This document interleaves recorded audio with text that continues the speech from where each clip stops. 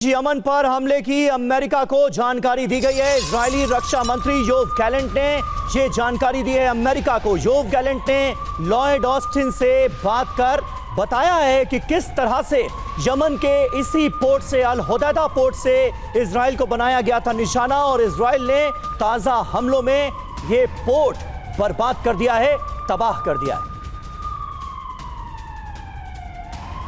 तो अब जिस तरीके से रेड सी पोर्ट पर हमले को अंजाम दिया गया है, इंपॉर्टेंट इंफॉर्मेशन मेरे सहयोगी सुमित हमें लगातार दे रहे हैं कि किस तरीके से इजराइल अब स्ट्रैटेजिकल मूव अपनाते हुए हमास के बाद हिजबुल्ला और हिजबुल्ला के बाद अब हुती को टारगेट कर चुका है। इंपॉर्टेंट इंफॉर्मेशन मेरे सहयोगी मनीष झा ने हमें दी है।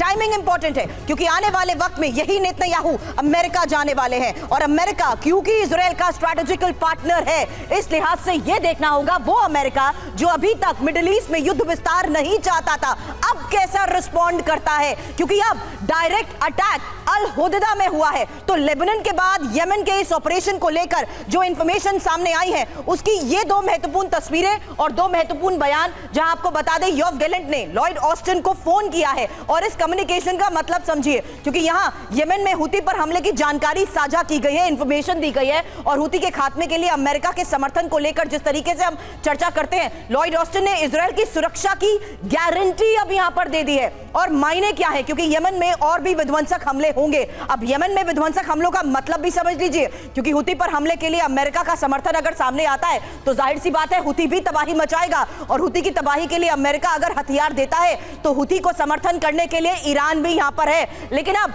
इंपॉर्टेंट इसमें यह है कि इजरायली एटमी प्लांट पर हमले की धमकी दी गई है, और यमन ने एटमी प्लांट पर हमले की जो धमकी दी है उस बारे में खबर यह है कि सना में इजरायल के खिलाफ प्रदर्शन हो रहा है, और 3 एटमी प्लांट पर हमले का यह प्लान बताया जा रहा है, जिसमें हाइफा पोर्ट पर भी हमले का यमन का ऐलान है। अब हाइफा पोर्ट पर हमले का ऐलान का मतलब भी यहां समझा दीजिए मनीष, क्योंकि ये बहुत इंपॉर्टेंट है। मैं दो पहलुओं पर इसकी चर्चा बार बार कर रही हूं। एक रेड सी, वो रेड सी जहां पर अभी तक हुती कमर्शियल शिप्स को टारगेट करता आया है, और वो कमर्शियल शिप सिर्फ इजराइल के नहीं है। दूसरा इंपॉर्टेंट, अब अगर आप हाइफा पोर्ट को भी टारगेट करते हैं, जाहिर सी बात है ये बहुत इंपॉर्टेंट और क्रूशियल लोकेशंस हैं।